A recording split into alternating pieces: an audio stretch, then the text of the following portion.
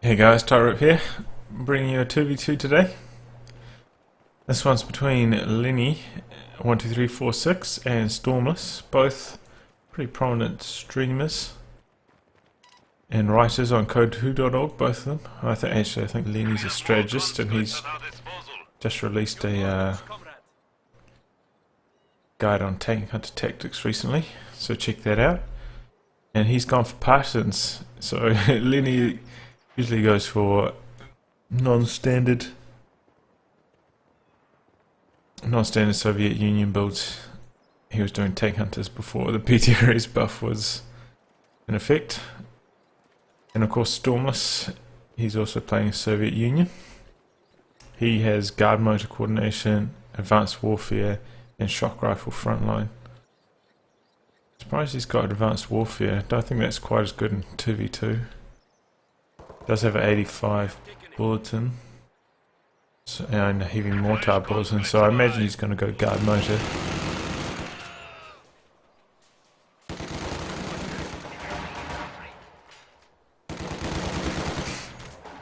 And on the other team we have skySHARK. He's playing as OKW. He's gone for Breakthrough and TugaElite, who I believe is also Empire's Corrupt. I've featured him on a 3v3 cast some earlier time, and he has assault support, spearhead, and lightning war. The first couple of engagements going on. Usually on this map, which is Troy Point, there's usually more engagements on this side of the map for the elevated fuel in this graveyard. Quite often you'll see two teams go for this side, try to lock it down, and then expand from there. But that's not what's going down here. Few skirmishes. Looks like TugaElite has got better control over this side of the map. Usually see people barbed wire that VP off as well. We'll see if that goes down. Engagement's going over on both sides of the map, a bit hard to keep track of. But it looks like Stormless wins out here. At the same time, TugaElite is sending an MG over here, so this could be nasty if Stormless doesn't get out of the way in time. And Lenny looks like he's going to win on this side of the map as well. Looks like just superior numbers of conscripts seem to be winning the day here. Molotov just gets in range of that MG.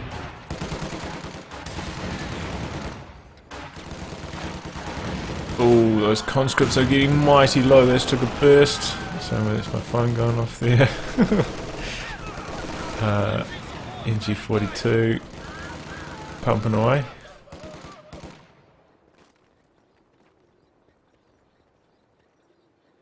Pioneers awaiting orders.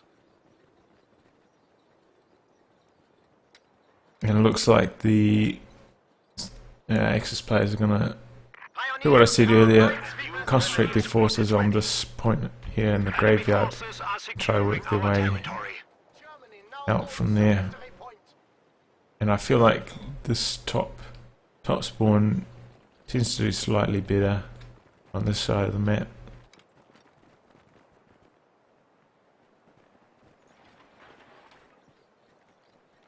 So they had a bit of a false start, and so the allies do have a advantage, and with that advantage they're actually choosing down to put some munitions caches. That one's only half finished though. I'm not sure what Lenny's up to there.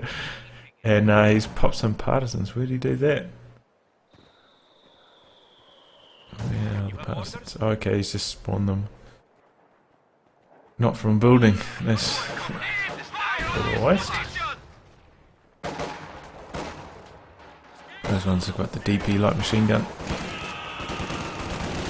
Conscripts hoorahing away from these pioneers. Got to try and pick at them from range. Mortar was bombing away, but I think they're out of range of the mortar now. And conscripts forcing away some grenadiers up here. They're trying to do some harassment. MG's moving over there. That's a bit unusual. He's moved his MG from protecting the fuel to try and do something on this top side of the map. Looks like the Allies are going to try push on this side now, and without that MG, Axis players are going to have a bit of trouble. Luckily the flak half-track is out and it's blasting those conscripts who are in this house here. Looks like it can't quite see behind that fire or shrub or whatever that is there.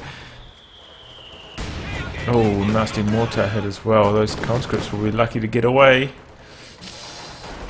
No, he switched his targets to the irregulars. Oh, they just got mowed down. That flak half-track. Wow. Doesn't matter, he's going to spawn some more. They're pretty cheap though, 190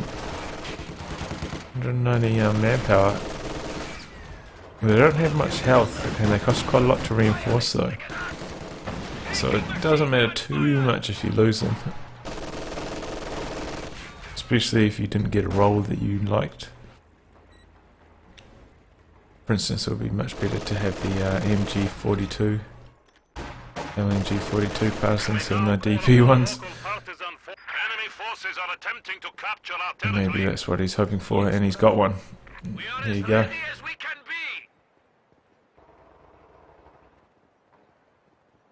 This partisans though doesn't have. It's Soviet Reserve Army, not the other one. So it doesn't have the tank hunter partisans. It has conscript assault package, conscript repairs, and of course the ML20. So that does make it a lot more viable in the 2v2, having the ML20 available as indirect fire. So though they won't get any call-in tanks, he will have access to the howitzer, which can go pretty well on this map.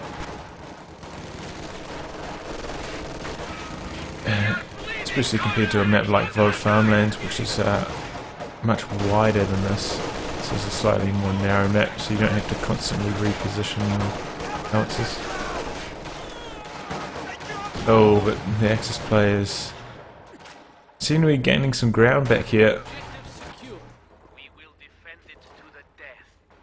They've pretty much got their side of the map locked down now, and that's good. Stormless has fielded some guards. And what is it? Surprised we haven't seen a heavy mortar from him yet though. There's quite a lot of machine guns, and I think that could really help flush those Axis players out of their entrenched position. Conscripts trying to flank this MG42. Will they get around before? No, they decide to jump back behind the house. Abandoned ship.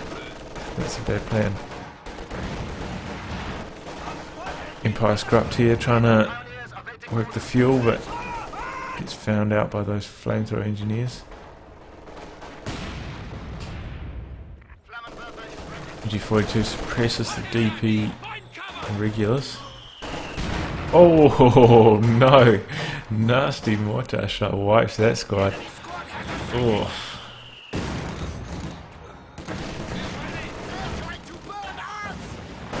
And yes, this is really where we need to see some heavy mortars in effect.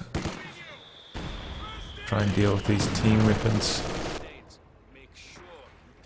They just, as far as I'm aware, they don't have. Oh no, actually, I was wrong. Stormless has built a field gun, so he's going to try get that to fire on the black half track. Maybe hard when it's on top of this hill. Quite often, shots don't go too well when you're shooting uphill. You have a hard time.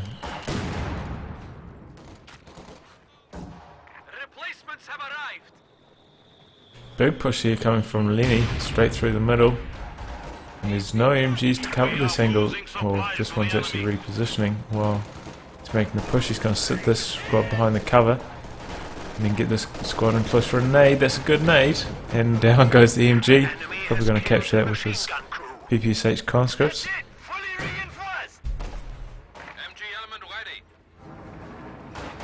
So Empire's going to capture that point. That flak half take big shot, no. Still on full health. The squad is back to full strength. Still, this large force from Lenny, it looks like it's trying to flank the flak half track, but it doesn't matter, the Schwer is down. This is pretty much a no-fly zone until they get some tanks. The Allies players are not going to be able to push that effectively. Or you could go for the ML20, you're still 4 CPs away from that, or 3.5 really. It's not on the cards quite yet. And whilst they try to make this push into this position, they haven't scaled this flak. They are losing their own side of the map. And oh, look at that! They're just out there for half a second, and down goes 1.5 squads. That was nasty. So a bit of a misplay here by Lenny and Stormless. They probably should have expected OKW headquarters around here. They really need to keep a better hold on their side of the map. And they shouldn't have just completely abandoned ship with all these squads and left their side of the map undefended. This is allowing the Axis players back into the game. Oh, 2 squads. Fusiliers with the G43s. Those are going to do some nasty damage. In comes the Obers as well. This is going to be no good for Stormless's infantry. Look at how quickly those guards go down. Oh my gosh, look at those conscripts. Oh, that's nasty. Oh, they dropped PTRS down there as well. That's just such a nasty force. Now they're trying to hunt down this field gun, it looks like. He needs to back it out from this way. I don't know where he's going. He could lose this here. That would be a big win for the Axis players if they capture this. No, they're going after the partisans instead. Yeah, those are going to go down. Oh, regulars.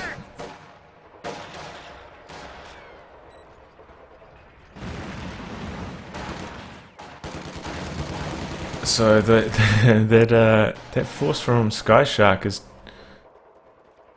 really, there's not much that the Allies can do against it at this point. They need to get some tanks up.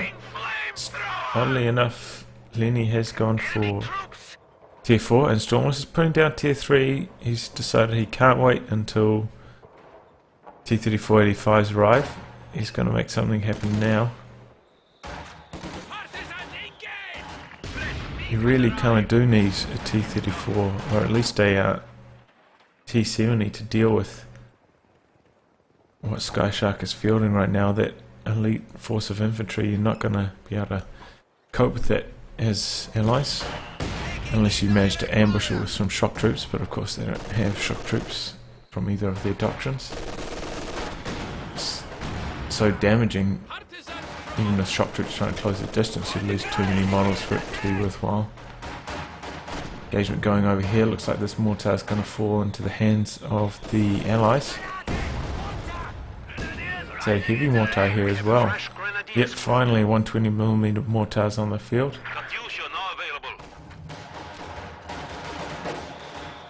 Still, the Axis are doing quite well here. What does Lenny decide to build? Okay, oh, I got that mixed up. Okay, Lenny's gone for tier 3. Stormless has gone for tier 4. Yeah, that makes a lot more sense. That makes a lot more sense.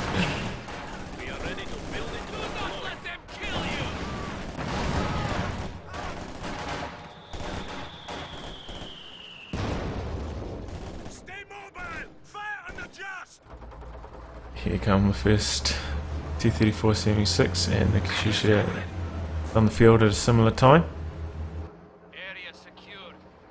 Axis have about 100 VPs lead at the moment and have vastly superior map control. Putting down some sandbags on this approach, that's a good plan.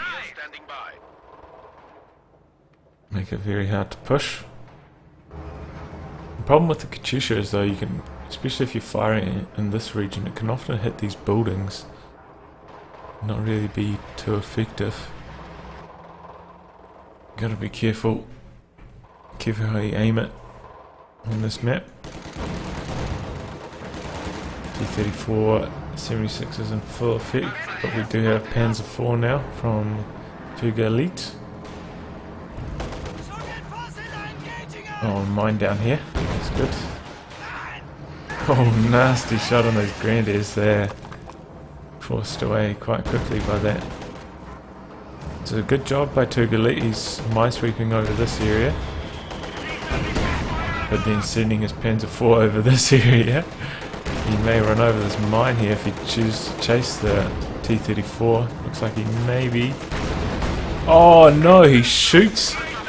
He shoots at the combat engineers and destroys the mine. That's some very poor luck there for Lenny. Stormless still have that? Is this? He does. Okay, that's in range to fire at the Panzer IV. He's going to have to be careful though. Looks like skySHARK sending his troops through the middle. Oh, Katyusha incoming. Oh, it's a little bit off target. Got minor damage off on that squad there. Oh, he's about to move his overs through it. Mortar shot there. There's forced back on very low health. But he's flanking the Zis though. Looks like he may be facing it for a barrage. No. Double mortars firing on these overs. Gotta be careful if they want to stay still. You could get the mortar shot to the face. Oh, there it is. There's the barrage. Nice work from Stormless. Still, the Axis have got a triple cap running. This is really not good for the Allies. And he's sending a squad over here. It's Talamine down here. That's a bit of a surprise. Don't often see tanks rolling through this area. Probably would have been better on this road. It's actually a Soviet mine there as well. And Ford's on about half health. T-34 continues to engage infantry. He's trying to conscript repair on the front line, but they're taking massive damage. Troops receive accuracy goes up when you're repairing, so that means they take extra damage when repairing tanks, and they get killed very quickly. Oh, this misses a shot on the flak half track and decides don't want any of that action. Oh no, in comes a Panther now. All the Allies have is one Zis and one T-34. Stormless still a very long way away from his T-34-85. They've had such bad map and fuel control. They had a good start, and then since then they left their side of the map undefended far too often, and it's been harassed very effectively. Oh, actually we've got two Zises here. Looks like Allies may be alright. Looks like this T-34 is going to try knock out the flak half track. Half track needs to get going. There's nothing here to snare it either. There's no mines. Oh, mortar shot lands right on top of the flak half track. T-34 is going to box it in here, and this shot come out of T-34 finally knocks out that flak half track.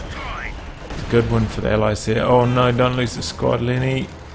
Oh, get out of there. Oh my god, I can't believe how long that lived for. Such low health right on the front line. This is out of position. They get knocked out by these G43 Greens. Where's that Katyusha firing? Firing on this. Oh, MG in the house, and it knocks it out. That was alright. I thought probably should have fired on this, but dead squad's a dead squad. Oh, nice. Heavy mortar shot wipes those flame pioneers. Oh, nice flank here. Oh, but he hits the mine. Ran from the front, destroyed engine. And the Panzer IV doesn't. He's lost one of his pioneer squads as well. It's moving incredibly slowly. Panther's also limping back, but the Allies don't really have enough tanks on the field to deal with this. The fuel control just hasn't been up to scratch. I feel like maybe going for the Katyusha was a bit of a misplay. The fuel control just wasn't good enough for them to justify doing it. really need those T-3485s. And at this point, if you're Stormless, you gotta think maybe I should go for the SU-85. Can go right on this map. If you get people coming rolling down these channels here, these three roads here, they can actually be quite effective on this map. Similarly, if they're trying to assault you from this direction, you can position your T-30 or your SU-85s over here as well. So tank destroyers are very viable on this map, and I don't think there's enough time for the Allies to wait for Stormless to bank up to 260 fuel, especially consider how bad their fuel control is right now. They just can't even hold on to it. Oh, that army from skySHARK continues to do huge damage to Allied infantry. Really need some demo charges here from Lenny, I feel. Actually, Lenny's gone for the ML20, so it's just yeah, definitely going for the Katyusha was a waste. If you going for ML20 as well, it would be nice to have both forms in indirect fire. Oh, ML20 shot, point blank, lands on the Tiger.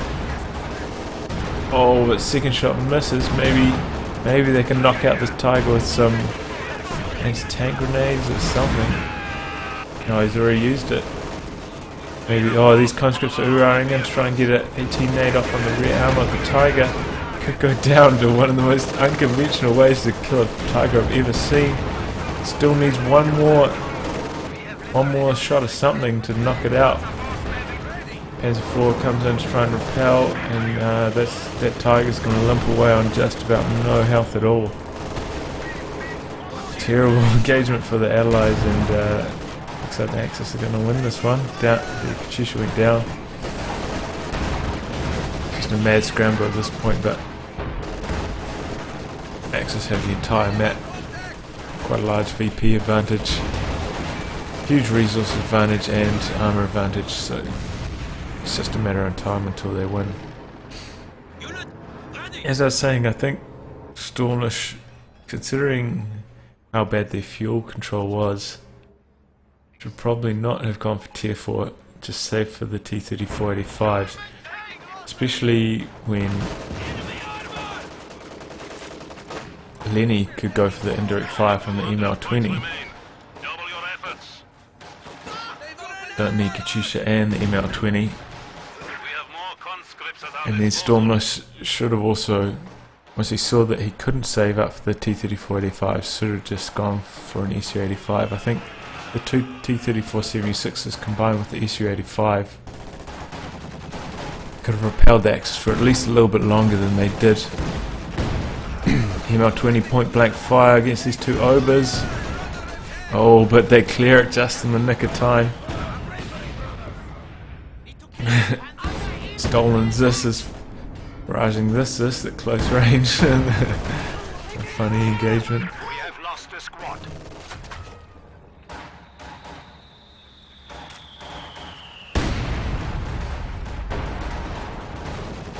So I think overall, probably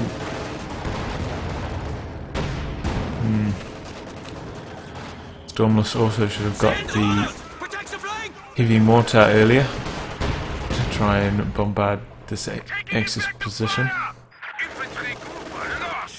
Bleed the Axis that way rather than just sending all of their troops, leaving this side of the map undefended, and then ending up running into a tier 4 Schwer HQ and just having to mass retreat. Once the Axis took their side of the map, it was just all bad from Lenny and Stormless.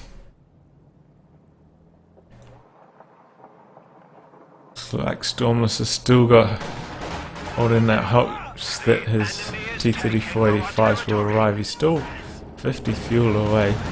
His current fuel income, that's 5 minutes. If the Axis maintain a triple cap, this game won't last 5 minutes longer.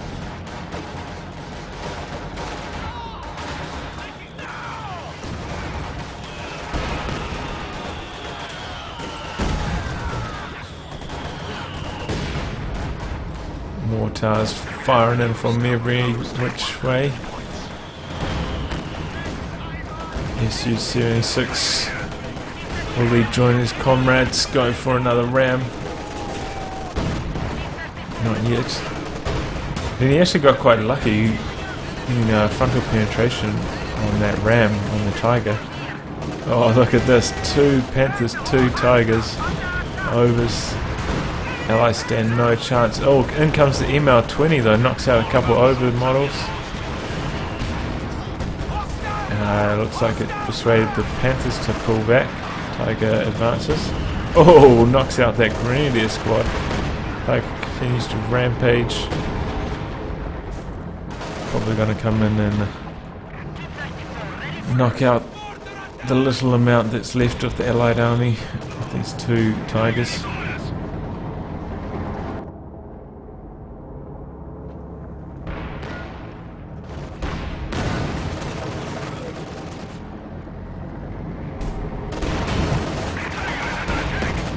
Still, I'm not ready to call this a bad strategy at this point. I feel like it could be very, very strong in terms of indirect fire. If you're combining the ML20 with the late game indirect fire with the heavy mortar early game indirect fire, certainly could be a potent combo. I still feel like an ISU or a IS-2 would be. No, you need like a heavy tank. T-34-85s can sometimes be a bit tricky to micro in 2v2s when there's so much, just twice as much that can fire on them. They can die quite quickly, and they can be harder to micro. Anyway, GG, Axis win that one. If you'd like your game to be cast by me, please send your replays. Details are in the video description below. Otherwise, I'll catch you for the next installment. Goodbye.